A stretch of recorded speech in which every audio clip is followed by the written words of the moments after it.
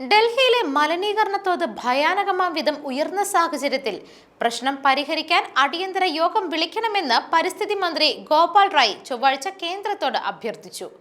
സംസ്ഥാനത്ത് കൃത്രിമ മഴ പെയ്യിക്കാൻ പ്രധാനമന്ത്രി നരേന്ദ്രമോദി ഇടപെടണമെന്നും ഗോപാൽ റായ് കേന്ദ്രത്തിന് അയച്ച കത്തിൽ പറയുന്നു. പുകമഞ്ഞ് ഉത്തരേന്ത്യയെ മൂടിയിരിക്കുകയാണ്.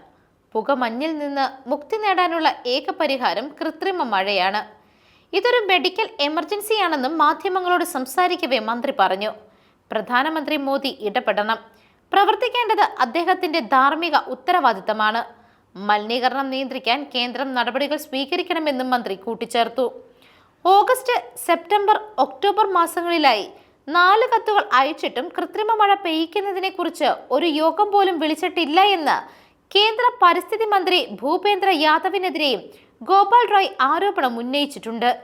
കൃത്രിമ മഴയെക്കുറിച്ച് യോഗം വിളിക്കാൻ പ്രധാനമന്ത്രി പരിസ്ഥിതി മന്ത്രിയോട് ആവശ്യപ്പെടണമെന്ന നിർദ്ദേശവും അദ്ദേഹം പങ്കുവച്ചു. വിഷയത്തിൽ ഇടപെടേണ്ടത് പ്രധാനമന്ത്രി നരേന്ദ്രമോദിയുടെ ധാർമ്മിക ഉത്തരവാദിത്തമാണെന്നും അദ്ദേഹം പറഞ്ഞു. എന്നാൽ അടിയന്തര യോഗം വിളിക്കണമെന്ന ഡൽഹി സർക്കാരിന്റെ ആവർത്തിച്ചുള്ള അഭ്യർത്ഥനകളോട് കേന്ദ്ര പരിസ്ഥിതി മന്ത്രി ഭൂപേന്ദർ യാദവ് പ്രതികരിച്ചിട്ടില്ല എന്നും അദ്ദേഹത്തിന് വീണ്ടും കത്തെഴുതുമെന്നും റായ് വാർത്താ സമ്മേളനത്തിൽ പറഞ്ഞു. പുകമഞ്ഞ് കുറയ്ക്കുന്നതിനുള്ള നടപടിക്രമങ്ങൾ കൈകാര്യം ചെയ്യാൻ ഞങ്ങൾ വിദഗ്ധരുമായി കൂടിയാലോചിക്കുകയാണ്.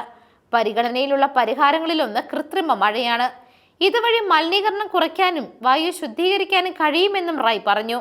കേന്ദ്ര സർക്കാരിന് നടപടിയെടുക്കാൻ കഴിയുന്നില്ല എങ്കിൽ അവരുടെ പരിസ്ഥിതി മന്ത്രി രാജിവെക്കണമെന്നും അദ്ദേഹം കൂട്ടിച്ചേർത്തു. News desk മെഗ്നവിഷൻ.